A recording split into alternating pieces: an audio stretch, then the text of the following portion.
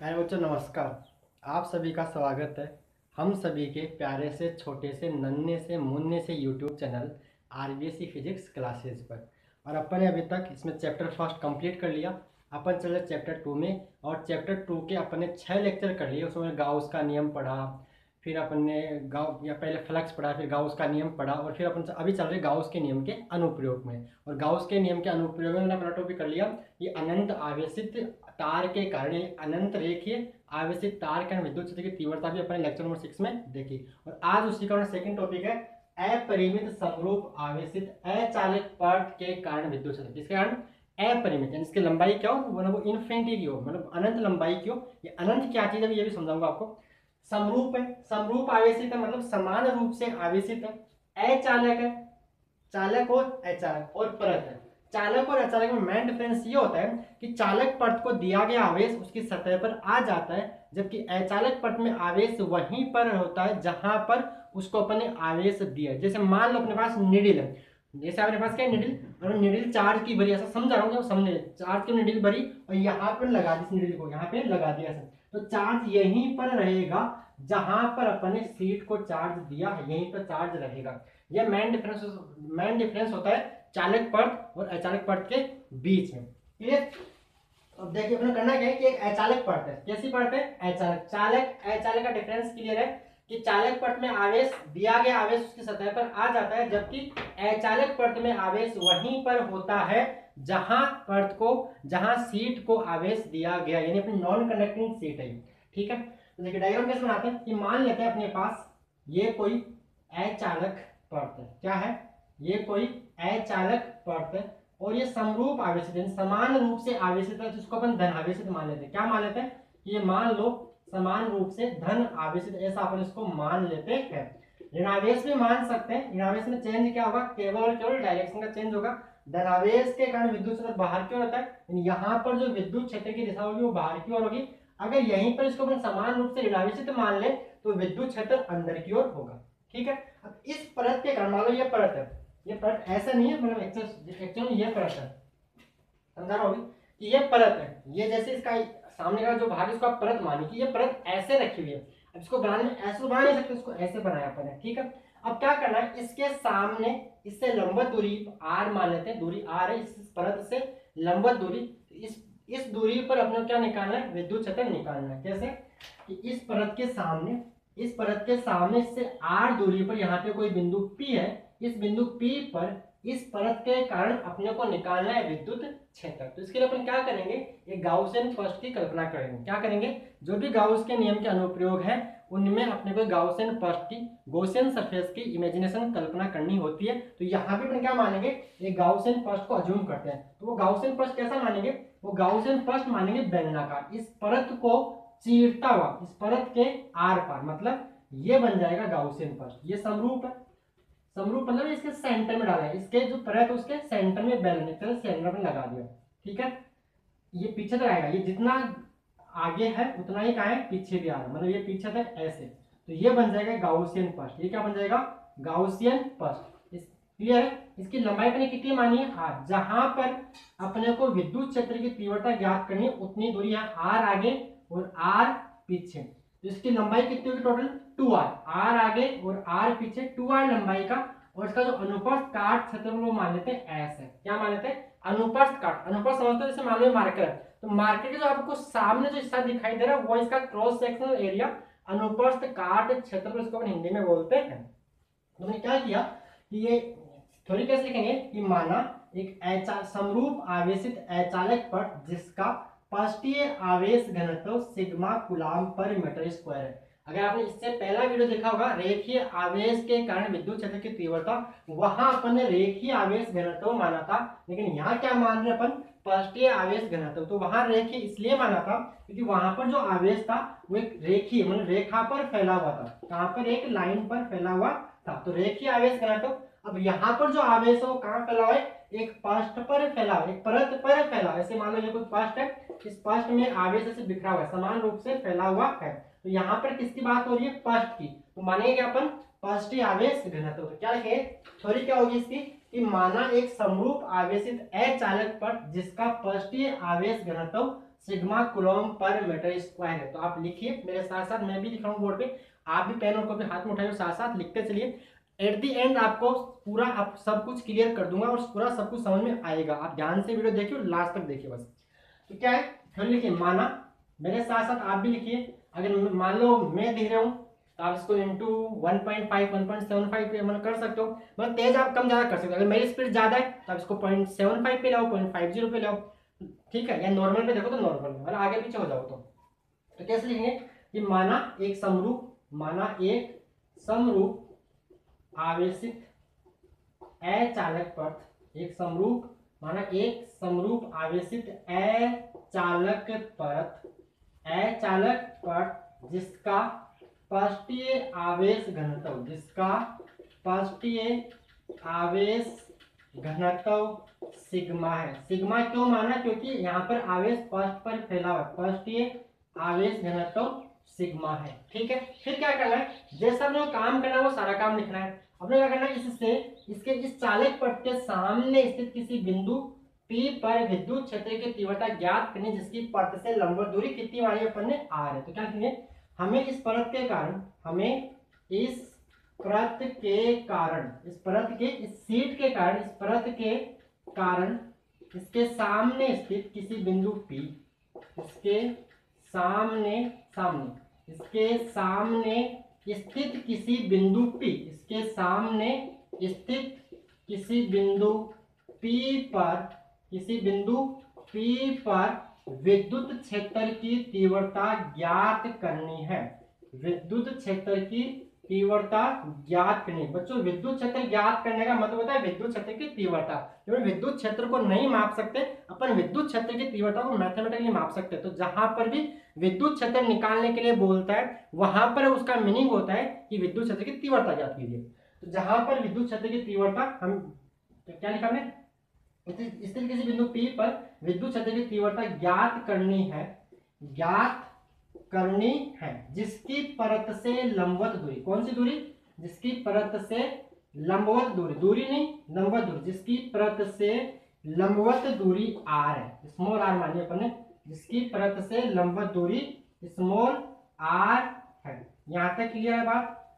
Simple की माना कि एक परत है जिसका पृष्ठीय आवेश घनत्व सिग्मा है, एक समान रूप से आवेशित है, इसके सामने स्थित किसी बिंदु P पर विद्युत क्षेत्र की तीव्रता बतानी है, जिसकी इस परत से लंबवत दूरी r है। क्लियर, ये लिखा अपन ने। तो आप डायग्राम बना लीजिए और साथ में ये लिख लीजिए। पहले डायग्राम बनाओ और ये लिख लिया, ठीक है, यहाँ तक लिख लिया। आगे चले, जैसा अपने काम करना है वही लिखा है। फिर अपन ने क्या की, गाउसियन पथ की कल्पना की। ठीक है, तो आगे लिखेंगे इसके लिए, यहाँ तक क्लियर, ओके, इसको मैं रब कर रहा हूँ। आगे लिखेंगे क्या किया अपन ने, उसके बाद अपने गाउसियन पथ माना है, गॉसियन सरफेस मानिए। तो इसके लिए हमने क्या लिखोगे, इसके लिए हमने एक गाउसियन क्या लिखोगे, एक 2r लंबाई, लंबाई कितनी, r तो ये वाली और r ये वाली, ये बात समझ आ रही है। इसका मतलब ये है कि ये गाउसियन पथ है, ये क्या गाउसियन, सॉरी ये तो परत है, ये तो क्या है परत है। और अपन ने जो गाउसियन पथ इसको आर पार चीरते हुए, ऐसे आर पार चीरते हुए ये बेलन डाल दिया इसके अंदर, क्या डाल दिया, सिलेंडर बेलन। ठीक है, तो जितना ये बेलन आगे उतना ये पीछे, ऐसे। क्लियर, ऐसे कि जितना आगे है, जितना का है आगे है ऐसे, जितना ये आगे उतना ही कैसे है पीछे की तरफ ऐसे। ये दोनों मार्कर देखिए बीच में से पास कर रहे हैं इसके अंदर। क्लियर, तो ये जो अपने मार्कर है वो किसको बता रहा है, गाउसियन पथ को। किसको बता रहा है, ये गाउसियन पथ को। तो ये इसका गाउसियन पथ हो जाएगा, गाउसियन सरफेस बन जाएगा।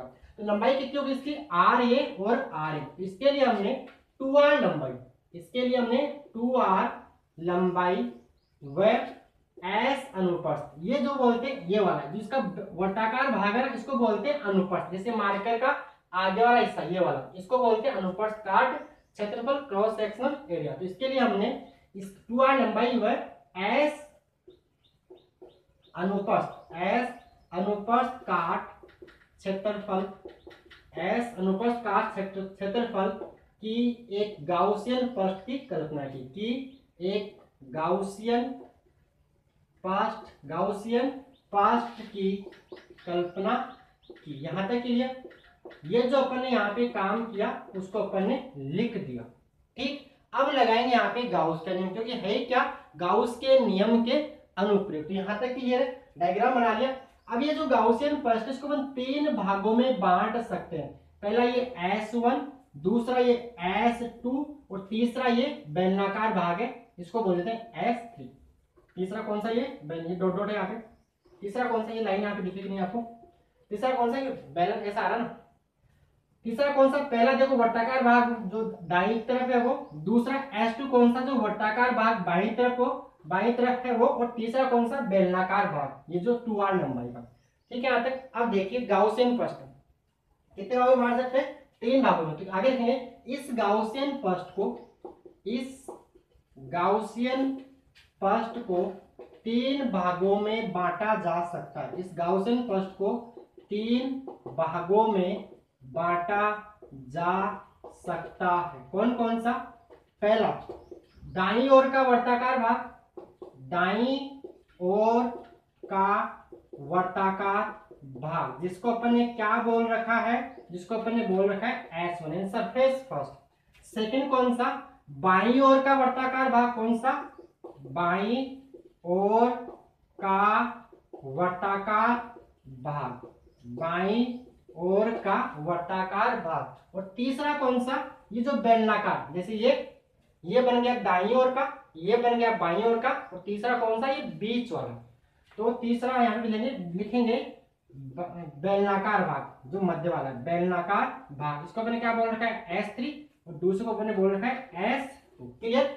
जो अपन काम करते जा रहे हैं उसी को लिखना है थ्योरी के अंदर।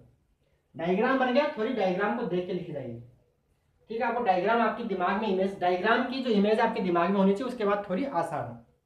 यहाँ तक क्लियर, यहाँ तक क्लियर है। अब इसको आप पॉज करके थ्योरी नोट कीजिए, फिर आगे समझाते हैं। गाउस का नियम लगाना। तो आगे देखिए, इसको मैं रब कर रहा हूं, हटा रहा हूं यहां से। हाँ, अब क्या करेंगे, गाउस के नियम से भाई गाउस का नियम क्या बताता है, फ्लक्स और विद्युत आवेश के बीच में संबंध बताता है। तो गाउस के नियम से इस गाउसियन फर्स्ट से पारित फ्लक्स क्या होगा, गाउस के नियम से। ऐसा तो गाउस के नियम से, गाउस का नियम क्या होता है, सबको पता होगा, अपने पढ़ा गाउस का नियम फाई बराबर phi total sigma Q in upon epsilon naught. ये होता है कि किसी बंद पथ से गुजरने वाला कुल विद्युत फ्लक्स उस पथ में उपस्थित कुल आवेश का 1/एप्सिलॉन गुणा होता है। कि सिंपल मैथ्स की तरह बात करूं तो ऊपर कुल आवेश कितना है बंद पथ के अंदर, उसको आप एप्सिलॉन नॉट से भाग दे दो, वही फ्लक्स, वही कौन बताता है, गाउस का नियम बताता है। और इसी प्रकार अपने फ्लक्स का दूसरा फॉर्मूला क्या पढ़ रखा है, close integral E vector dot DS vector, यानी इसको बोलते हैं बंद समाकलन और सतह का, किसका, विद्युत क्षेत्र सदिश, और डीएस वेक्टर यहाँ पे क्या होता है, क्षेत्रफल सदिश का अदिश गुणनफल का समाकलन। यह फॉर्मूला कब लगाते हैं, जब विद्युत क्षेत्र परिवर्ती हो तब लगाते हैं।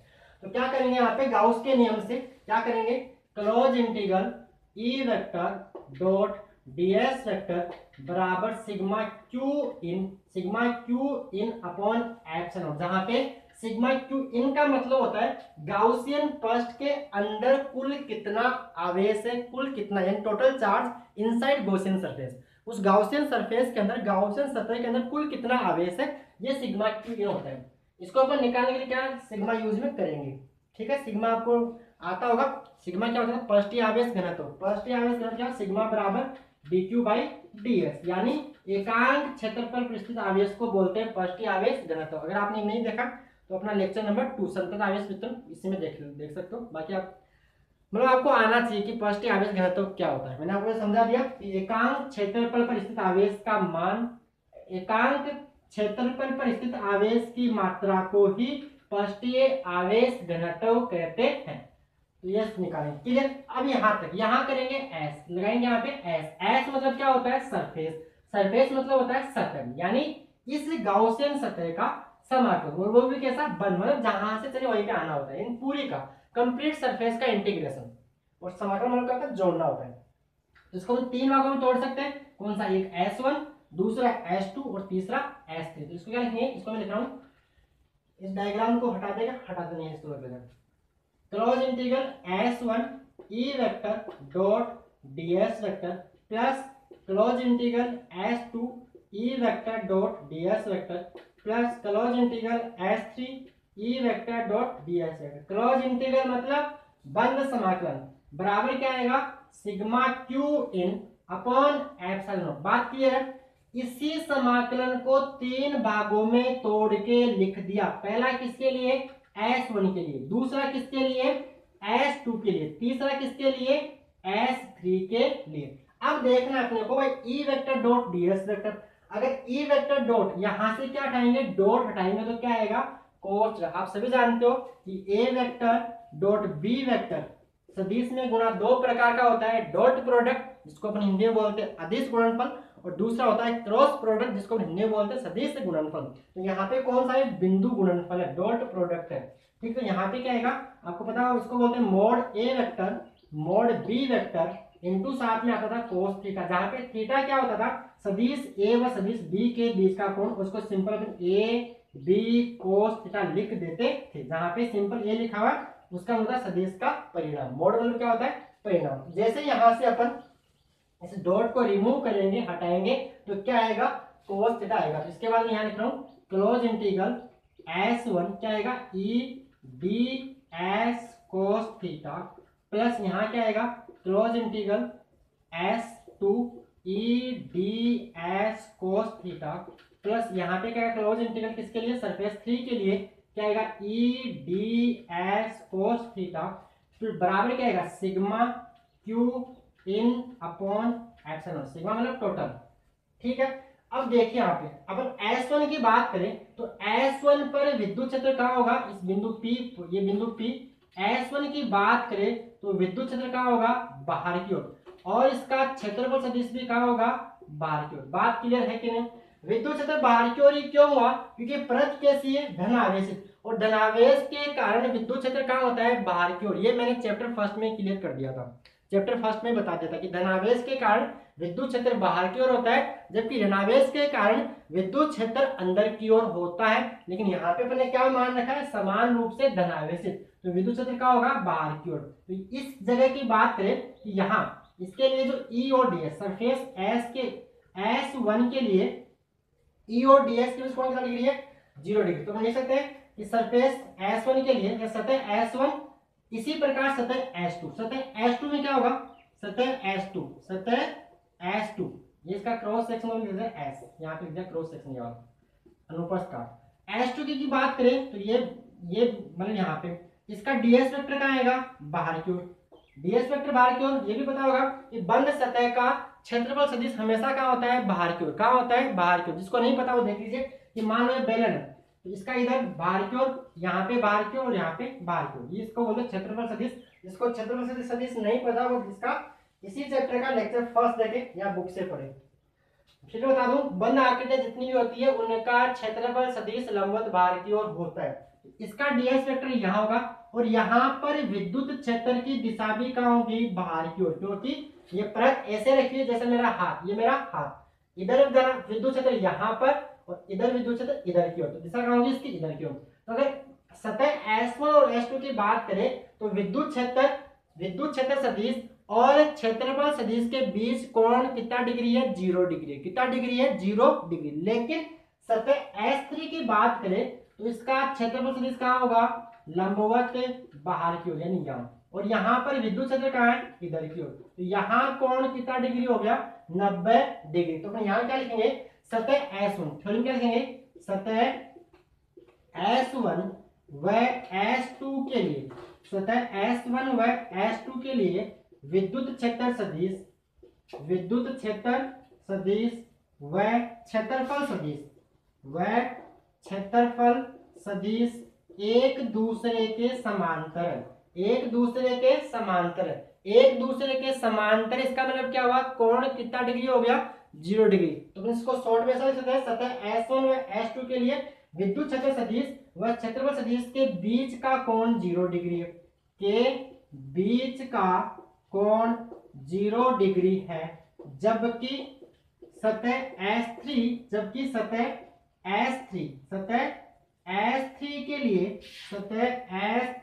के लिए विद्युत क्षेत्र सदिश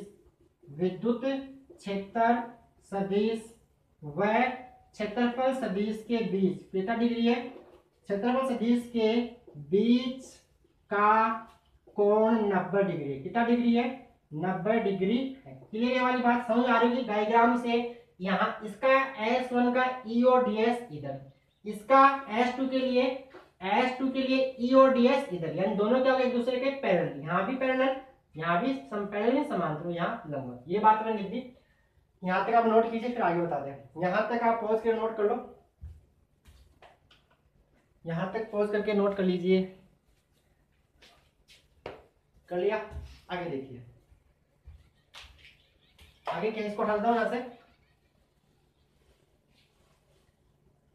तो देखिए यहाँ पे, अब देखिए यहाँ पे कौन कितना डिग्री आ रहा है? 0 डिग्री। तो यहाँ पे है cos 0। इसके बाद क्या आएगा? Close integral S1 e ds cos 0 degree plus S2 के लिए भी क्या आएगा? e ds cos 0 degree plus S3 के लिए क्या आएगा? e ds cos 90 degree. यहाँ पे cos 90 डिग्री बराबर sigma q in upon epsilon not. तो देखिए यहाँ पे 0 डिग्री वाली कितनी होगी? cos 0 क्या होता है? cos 0 डिग्री सबको याद है कितना होता है? 1 होता है, जबकि cos 90 डिग्री का मान क्या होता है? 0। देखिए यहाँ पे cos 0 डिग्री क्या रखना है? 1। यहाँ पे क्या रखना है? 1। तो सिंपल क्या बचेगा? ई ds और यहाँ पे ई ds cos 90 कितना हो जाएगा? 0। तो ये पूरा क्या हो जाएगा? 0। तो क्या बचने वाला है? ये बचेगा क्लोज इंटीग्रल S1 ई ds plus close integral S2 ई ds प्लस यहाँ पे क्या आ जाएगा? 0 बराबर sigma q in upon epsilon not. यहाँ पे सिग्मा q मतलब अंदर का आवेश। अब इसको हल कर लेते हैं। यहाँ तक आपने पॉज के नोट कर लिया होगा। इसको अपन हल करेंगे तो क्या आएगा? देखिए, इस एक समान ई क्या है? इस पृष्ठ की गाउसियन पृष्ठ की सममितता के कारण विद्युत क्षेत्र क्या है? एक समान है। जो भी राशि समाकलन में नियत होती है उसको अपन क्या कर लेते हैं? बाहर निकाल लेते हैं। तो देखिए क्या लिखेंगे? गाउसियन पृष्ठ की सममितता के कारण, गाउसियन पृष्ठ की सममितता के कारण, सममिति में सिमेट्री, जितनी दूरी ये इधर है उतनी दूरी पीछे है। तो ई का मान क्या रहेगा? समान। या सिंपल ये बोल दो कि गाउसियन पृष्ठ सिमेट्रिकल है, इसके पृष्ठ के ऊपर विद्युत क्षेत्र एक समान है। तो गाउसियन पृष्ठ की सममिति के कारण विद्युत क्षेत्र एक समान है। विद्युत क्षेत्र यहाँ पे क्या है? एक। भाई ई क्या है? विद्युत क्षेत्र एक समान है। तो इसको अपन समाकलन से बाहर निकाल सकते हैं। तो देखिए यहाँ पे ई आ गया बाहर, तो बचेगा क्या? S1 ds प्लस यहाँ पे ई आ गया बाहर, तो बचेगा क्या? S2, यहाँ ई तो आ गया बाहर ds बराबर इस सिग्मा q इन का मान भी निकाल लेते हैं। तो निकालिए sigma q in upon epsilon not. तो देखिए समाकलन का मतलब क्या होता है? जोड़। समाकलन का मतलब क्या होता है? जोड़। अगर ds को जोड़ेंगे तो पूरा s मिल जाएगा। s क्या हुआ? इस सतह S1 का क्षेत्रफल, और जितना क्षेत्रफल S1 का है उतना ही क्षेत्रफल S2 का है। ठीक है भाई, ये दोनों वर्तित है, बेलनाकार पृष्ठ और सममित है। तो ds को जोड़ने पे पूरा क्या आ जाएगा? s आ जाएगा। तो यहाँ पे क्या आएगा? es, जहाँ पे s क्या है? इसका अनुप्रस्थ काट क्षेत्र, किसका? इसका गाउसियन पृष्ठ का, प्लस es बराबर क्या आएगा? सिग्मा q इन। सिग्मा q इन की वैल्यू कैसे निकालेंगे भाई? सिग्मा क्या होता है? q बटा a मतलब क्षेत्रफल q बटा s। तो ये q कौन सा है? इस पृष्ठ का आवेश। q कौन नहीं? इस गाउसियन पृष्ठ का आवेश। तो गाउसियन पृष्ठ का ये एरिया कितना है? s है। ये एरिया कितना है? s। तो q की वैल्यू क्या है? सिग्मा q इन किसके बराबर आएगा? सिग्मा s के बराबर। किसके बराबर? सिग्मा s के बराबर। तो आप लिख दोगे जैसे कि सिग्मा बराबर q इन अपॉन s, जहां से q इन बराबर सिग्मा इंटू s। तो इस सिग्मा q इन के लिए लिखेंगे अपन sigma s upon epsilon naught. देखिए es प्लस es क्या बन जाएगा? यहाँ लिख रहा हूँ आगे 2es बराबर sigma s upon epsilon not. ठीक है, s से s कट जाएगा तो क्या आएगा? 2e बराबर सिग्मा अपॉन एप्सिलॉन नॉट। तो यहाँ से e की वैल्यू क्या आ जाएगी?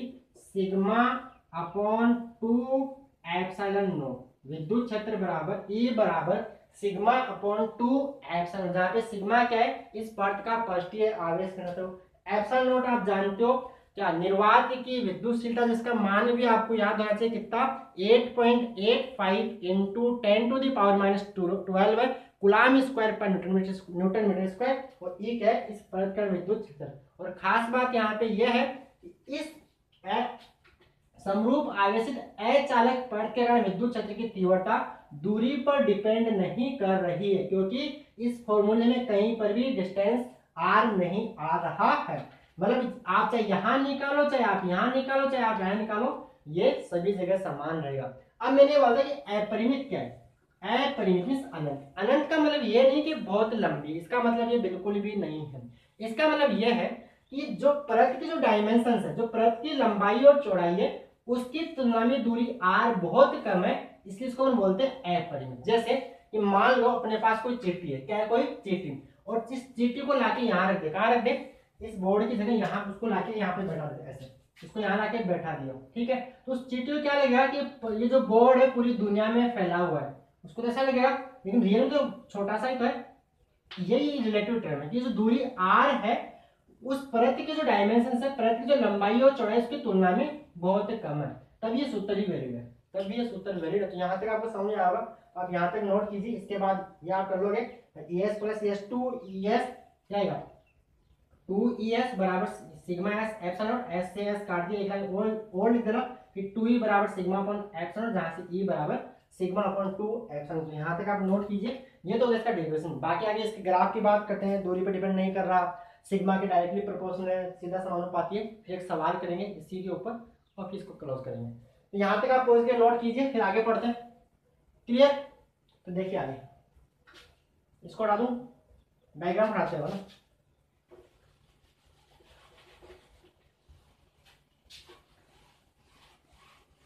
अब आगे देखिए तो क्या आ गया, तो लिख लो क्या कि अपरिमित समरूप आवेशित अचालक परत के कारण विद्युत क्षेत्र की तीव्रता दूरी पर निर्भर नहीं करती है। अब बात करते हैं अपन किसके बीच में, E और R के बीच में ग्राफ, E व R के बीच ग्राफ। R क्या था, वो दूरी परत की, बिंदु की परत से वो दूरी जहां पर अपने को विद्युत क्षेत्र की तीव्रता ज्ञात करनी है।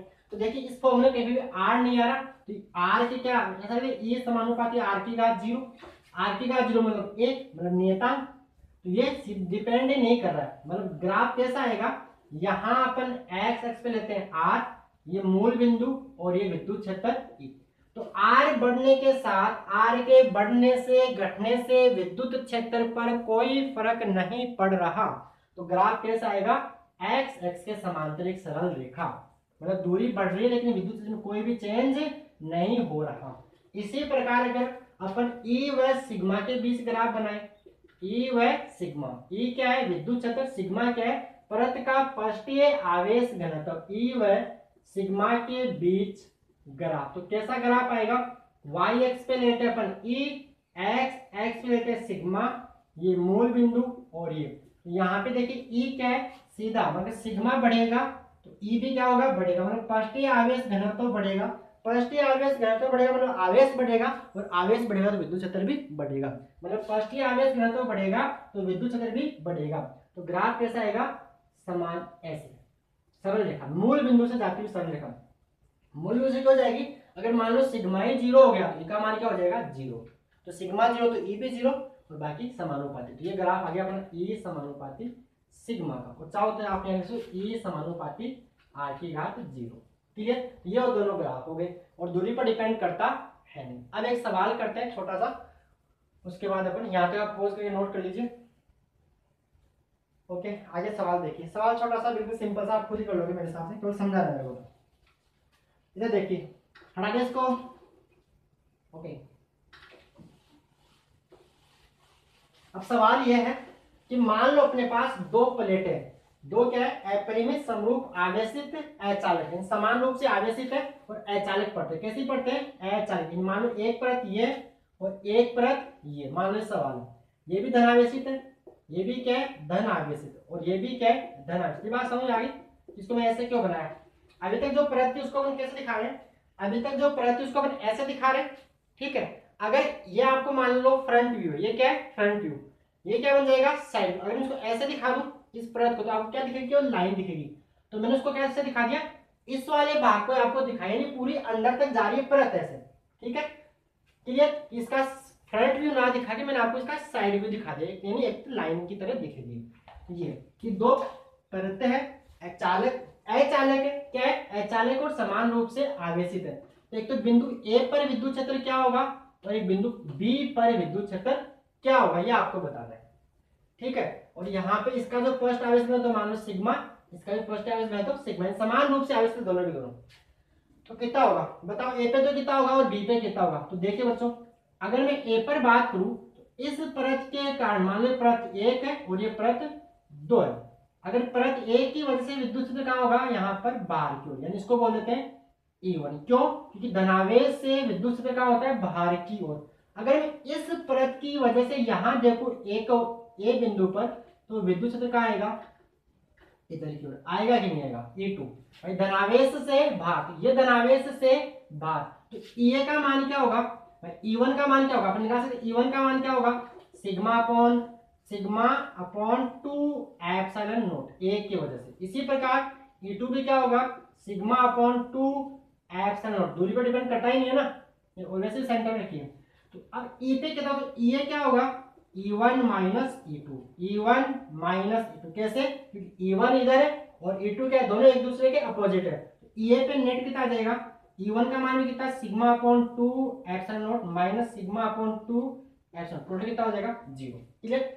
इसी प्रकार अगर B पे बात करें तो B पर मैं 1 की वजह से देखूं तो विद्युत क्षेत्र कहाँ है, बाहर की ओर, तो दिशा क्या होगी, ये आ गई E1 की। अगर मैं 2 की वजह से भी देखूं तो धनावेश से क्या होगा, बाहर की ओर, यहाँ पर दिशा दोनों की एक ही तरफ है, यानी EB क्या आएगा, EB, E1 plus E2, E1 plus E2, E1 का मान कितना, सिग्मा अपॉन 2 एप्सिलॉन। ये कहां से आ रहा है, डायरेक्शन क्या था अपन ने कि आवेशित अचालक परत के कारण विद्युत क्षेत्र की तीव्रता कितनी होती है, उसके आसपास सिग्मा अपॉन 2 एप्सिलॉन नॉट, और दूरी पर डिपेंड करती नहीं है। तो ये कितना आएगा, sigma upon 2 epsilon not plus sigma upon 2 epsilon not, total कितना हो जाएगा, तो यहाँ से सिग्मा अपॉन एप्सिलॉन नॉट आ गया कॉमन, 1/2 प्लस 1/2, और आप जानते हो आधा और आधा कितना होता है 1, यानी ये बन जाएगा सिग्मा अपॉन एप्सिलॉन नॉट। यानी यहाँ पर EB का मान आएगा, बी बिंदु पर विद्युत क्षेत्र की तीव्रता होगी सिग्मा अपॉन एप्सिलॉन नॉट, जबकि ए बिंदु पर विद्युत क्षेत्र कितना होगा, 0 होगा, क्लियर। ये का मान कितना आ जाएगा, 0, सिद्ध कर लिया अपन ने। तो यही सवाल था कि दो समान रूप से धनावेशित अचालक परतें एक दूसरे के समांतर रखी हुई है, तो उनके मध्य बिंदु A व दाईं तरफ स्थित किसी बिंदु B पर विद्युत क्षेत्र की तीव्रता ज्ञात कीजिए। सेम बिंदु अगर मान लो C मान लो, तो C पे कितनी आएगी, 0, आप निकाल सकते नहीं, C पे 0 नहीं आएगी, C पे आएगी सिग्मा अपॉन एप्सिलॉन नॉट, भाई इसकी वजह से भी बाहर, इसकी वजह से भी बाहर, तो C पे भी कितनी आएगी, सिग्मा अपॉन एप्सिलॉन नॉट ही आएगी। ये बिंदु यहाँ भी हो सकता है, तो सवाल ये था, ये सवाल ये था, ठीक है। दूसरा सवाल और करते हैं, यहाँ तक क्लियर। आप इसको सवाल लिख रहा हो, सवाल लिख लो कि दो समान रूप से धनावेशित अचालक परतें एक दूसरे के समांतर स्थित है, तो उनके मध्य बिंदु व दाईं और बाईं तरफ विद्युत क्षेत्र की तीव्रता को बताइए। तो दाईं तरफ कितनी, सिग्मा अपॉन एप्सिलॉन नॉट। इसी प्रकार मान लो बिंदु C बाईं तरफ है, तो यहाँ भी कितनी आएगी, सिग्मा अपॉन एप्सिलॉन नॉट ही आएगी, क्लियर। एक सवाल और करते हैं जहां पर अपन क्या करते हैं, इसको पॉजिटिव करते हैं और इसको नेगेटिव करते हैं। दिशा का चेंज होगा, कोई चेंज होगा नहीं, दिशा का ही चेंज होगा और कोई भी चेंज नहीं होगा। ये मैं पहले बता चुका हूँ, स्टार्टिंग में बता दिया था कि आप धनावेश के अगर ऋणावेश लोगे तो कोई फर्क नहीं पड़ेगा, ओनली एंड ओनली जो केवल और केवल डायरेक्शन का, दिशा का चेंज होगा, इसके अदरवाइज इसके अलावा कोई भी चेंज नहीं होगा। तो सवाल नंबर 2 वो भी लिख सकते हैं, ये क्लियर, या आप पॉज करके नोट कर लो। ओके, सवाल नंबर 2 क्या है, सवाल नंबर 2 यह है कि दो समरूप आवेशित अचालक परतें एक पर धनावेश से और एक पर उतनी ही मात्रा में ऋणावेश से और एक दूसरे के समांतर स्थित है, उनके मध्य व दाईं ओर स्थित किसी बिंदु पर विद्युत क्षेत्र की तीव्रता ज्ञात कीजिए। मतलब एक परत धनावेशित है, एक कैसी है, धनावेश, और दूसरी कैसी है, ऋणावेशित। दूसरी परत कैसी है, दूसरी परत है ऋणावेशित। मान लो ये माइनस, इतनी इसकी लंबाई चौड़ाई मोटाई, मतलब दोनों का एरिया बराबर है, दोनों के आवेश बराबर है, इसको दिया है प्लस क्यू और इसको दिया है माइनस, इतना ही चेंज है। तो इसका फर्स्ट आवेश क्या होगा, प्लस सिग्मा, इसका फर्स्ट आवेश क्या होगा, माइनस सिग्मा, ठीक है। हम एक तो बिंदु ए पे निकाल ली विद्युत क्षेत्र की तीव्रता और एक बिंदु बी पर विद्युत क्षेत्र की तीव्रता निकाल ली है। तो ए पे बात करें तो ए पर विद्युत क्षेत्र की तीव्रता मतलब ये कितना आएगा, देखिए प्लस से विद्युत क्षेत्र कहाँ होता है, बाहर की ओर। मान लो ये प्लेट एक है और मान लो ये प्लेट दो है, तो प्लस से विद्युत क्षेत्र कहाँ होता है, बाहर की ओर, यानी E1। ठीक है, यहाँ तक। माइनस के कारण विद्युत क्षेत्र कहाँ होता है, अंदर की ओर। ये बच्चों आप क्लियर कर लेना अच्छी तरह से कि धनावेश से विद्युत क्षेत्र बाहर होता है, ऋणावेश के विद्युत क्षेत्र अंदर की तरफ होता है। क्लियर। तो यहाँ पर इस प्लेट दो की वजह से ए पर विद्युत क्षेत्र की दिशा कहाँ होगी, इधर ही होगी। कहाँ होगी, इसी डायरेक्शन में होगी, यानी ये आ गई E2 की दिशा। ये पॉइंट ए, ये E1 और ये E2 पॉइंट ए। तो यहाँ पे ए का मान क्या आएगा, सिग्मा अपॉन 2 एप्सिलॉन नॉट। इसी प्रकार ई बी का मान, ए का मान, E1 का मान और E2 का मान। E2 का मान क्या आएगा बिंदु बी पर, सिग्मा अपॉन 2 एप्सिलॉन नॉट। तो ई पे नेट कितना होगा, ई है, टोटल कितना होगा ई पे, E1 प्लस E2। क्यों, क्योंकि दोनों की दिशा ए की तरफ है। E1 प्लस E2 तो कितना आएगा, sigma upon 2 epsilon not. Sigma upon, भाई इसकी वजह से यहाँ कितनी होगी, sigma upon 2 epsilon not, plus इसकी वजह से कितनी होगी, सिग्मा अपॉन 2 एप्सिलॉन नॉट। तो टोटल कितनी हो जाएगी, सिग्मा अपॉन एप्सिलॉन नॉट। ऐसा आपने किया था, दोनों को जोड़ने पे इसको कॉमन लेके जोड़ सकते हो आप आराम से। दूसरा बी पे निकालना है, बी पर विद्युत क्षेत्र। देखिए बी पर दिशा की बात करते हैं तो धनावेश से तो कहाँ होगी, बाहर की ओर, यानी 1 की वजह से बाहर की ओर, लेकिन ऋणावेश के कारण कहाँ होगी, अंदर की ओर, यानी दिशा यहाँ पे क्या हो गई, विपरीत। तो E1 का मान तो कितना है, तो EB कितना होगा, E1 minus E2। E1 minus E2 क्यों किया, क्योंकि दोनों की दिशा विपरीत है। तो नेट कितना होगा, sigma upon 2 epsilon not minus sigma upon 2 epsilon not, यानी EB पर कितने टोटल 0, उसका पहले वाले का उल्टा। और यहाँ भी कितनी होगी, आप निकाल तो 0 आएगी, इस साइड कितनी आएगी 0। तो ये पहले वाले का उल्टा है। और बच्चों यही अपना संधारित्र बनेगा चैप्टर नंबर 2 के अंदर। यही संधारित्र का सिद्धांत है कि संधारित्र की प्लेटों के मध्य विद्युत क्षेत्र कितना होता है, सिग्मा अपॉन एप्सिलॉन नॉट होता है। तो ये अपनी आज यहाँ देखा, इसी और यही अपन फॉर्मूला कहाँ मिलेंगे, संधारित्र के अंदर, कैपेसिटर के अंदर, चैप्टर नंबर 4 के अंदर। तो बच्चों आज के वीडियो में बस इतना ही। आपको मेरे साथ समझ में आया होगा। अगर फिर भी कोई आपको डाउट लगती है, कोई स्पीड कम ज़्यादा जो भी, तो आप कमेंट में आपका जवाब, आपका जो भी आपका रेस्पॉन्स हो बता सकते हो। धन्यवाद। अगर आपको वीडियो अच्छा लगा तो अपने फ्रेंड्स के साथ उसको शेयर कीजिए, लाइक कीजिए और चैनल को सब्सक्राइब करो, जिससे हमें थोड़ा मोटिवेशन मिले कि हाँ बच्चे देख रहे तो हम भी थोड़ा और मेहनत करके पढ़ाएं आपको। धन्यवाद बच्चों, थैंक यू।